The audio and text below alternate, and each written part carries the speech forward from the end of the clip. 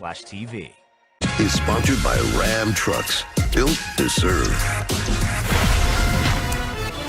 Back here, first things first, talking the Brooklyn Nets. Now, listen, say what you will about this team. No defense. The big three can't seem to all be on the court at the same time. Their nickname is a net.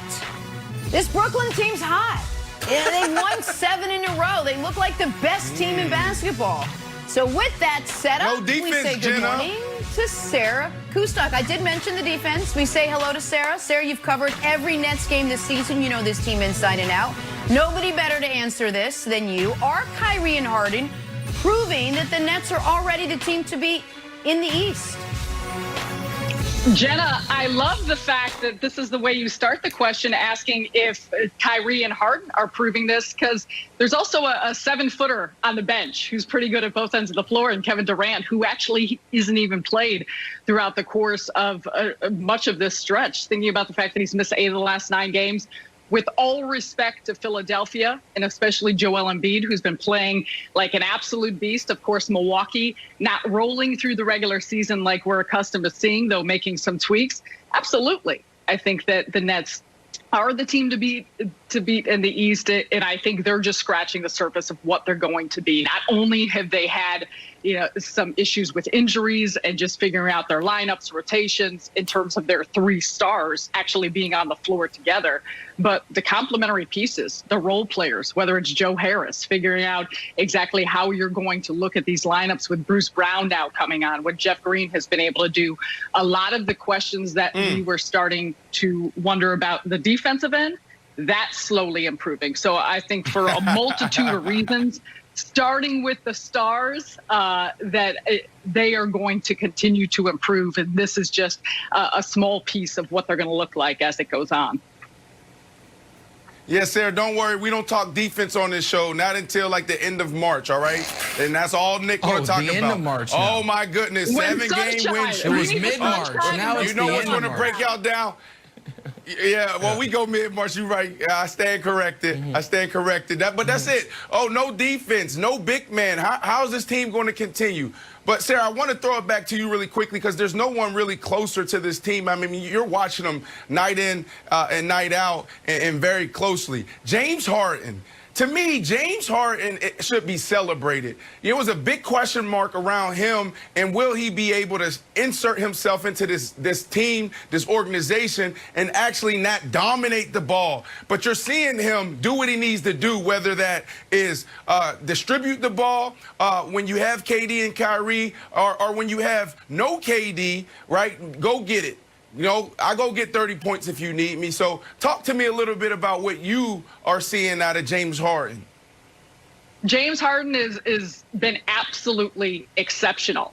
He's filthy when he has the ball in his hands because he is a basketball savant. And the integration that he's made with this team has been nothing short of incredible, just in how he's figured out exactly what the team needs. And Brandon, you nailed it. Think about the fact that he has his lowest usage rate since back when he was with the Thunder in 2011, 2012, Yet he is at career highs for whether it's offensive rating or field goal percentage, 3-point percentage, rebounds, assists. He is doing everything for this team.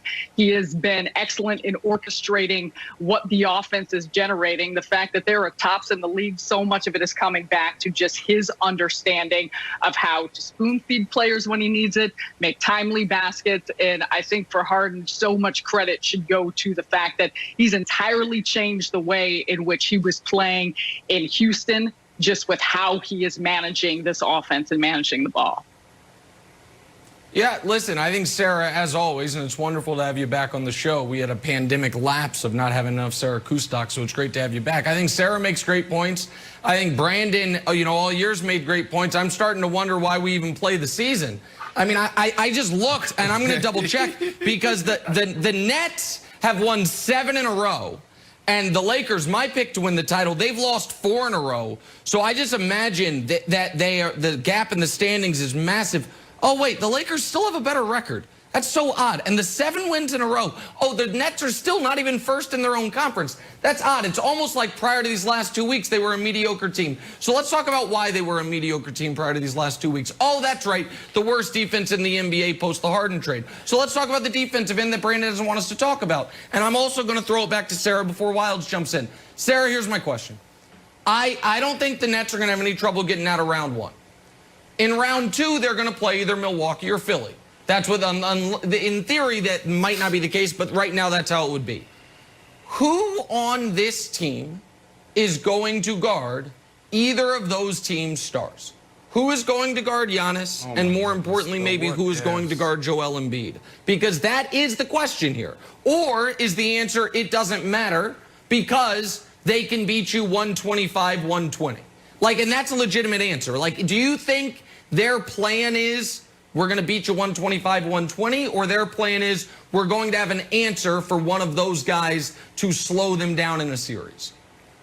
Excellent question, because I think there's a lot of season to play. I think it's a little bit of both, considering the fact that I don't think this is the roster as it sits that you may be looking at by the time you get to the playoffs. Secondly, the Nets are best when they're playing small. So they are best when you've got Kevin Durant and Jeff Green essentially at this point in the front court. So you bring up the concept of guarding those bigs. I think in many ways the Nets will try and force the hand of the opponent to play to us and play to our size. And we've seen the Nets defensively. I mean, they're trying different things. They're switching 1 through 4, 1 through 5. And I think a lot of it is going to be the attempt to just show different looks, how they can scramble on that end of the floor. And real quickly, I think the difference in their defense lately, they had been turning the ball over at incredible rates. They had been giving up a ton of second chance points. You look at the box score at the end of a game and the teams were getting 20 extra shots, 22 extra shots after game. I think there's a lot on the offensive end if they clean up that can help put less pressure on their defense when you start getting later in the season, when those possessions matter, as we know in the postseason. Sarah, I have 2 questions. One, how worried do you think we should be about Kevin Durant's hamstring? I mean, I like that they have a lot of depth on the squad, so he's going to miss tonight's game if you guys keep winning. And 2, you hinted at it that there might be some roster changes. Is there anything that you have heard that the Nets are targeting or might look to make changes on? Yeah, I mean, the Nets are looking at everything in terms of being flexible. And I think when it comes to whether it's trades or the buyout market, that's something when you think about fortifying the front court. So that's one aspect, no names that I know of at this point. However, with Kevin Durant, I think anytime you have a player of his caliber, there is some level of concern, but by all accounts from the Nets and everything they said, they're just being overly cautious. They anticipate he'll be back again before the All-Star break. I think with him, it is a long view and a big picture view, similar to a lot of what we're seeing with the Lakers and Anthony Davis. But the difference is it's not just about having 2 stars and you're missing one of them. It's the insurance of you got Irving and Harden to go along with that. And the expectation is that once he gets back, he'll be more than healthy.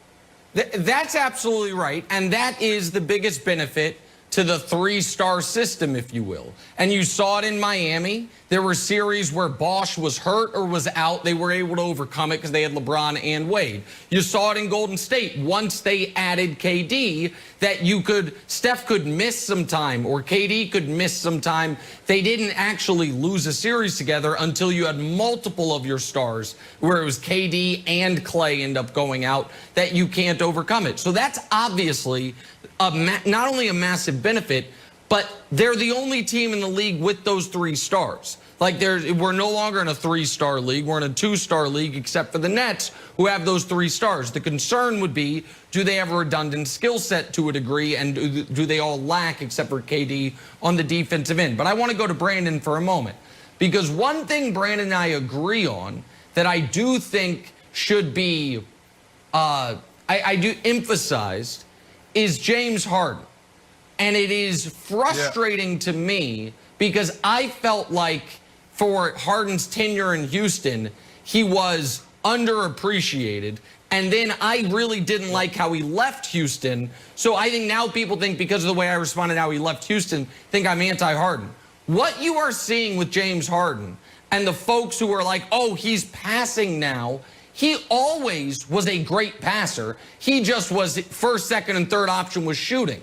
I do think, Brandon, the biggest plus that has come of the Harden trade is that Kyrie has accepted it as willingly as he has and has let Harden be the true point guard, because Harden flatly is a far better point guard than Kyrie Irving. Kyrie's just a pure scorer, and I think that has been the key to their success while Durant's been missing games. Yeah, 100%. And, you know, going into this thing, everybody had all these question marks. How are these guys going to do it? You know, we're talking about the chemistry, the continuity, James Harden, Kyrie, KD, who's going to take the last shot? Nick, you know, I'm glad that you're finally coming on this side. It sounds like you are. You know, oh, this is the only team that has the big three. This team is amazing. Yeah. This team has everything they need to get it done because of everything you just said. So this discussion around the Nets, I think, is going to continue to get bigger heading into the All-Star break. Why is that big? But why is that big? Because at the beginning of the year, everybody said it's going to take time. They're not even at the halfway mark yet, and they're hitting their stride without KD. So I think this team is special, and we're realizing that sooner than later. No, Brandon, I am coming around. I think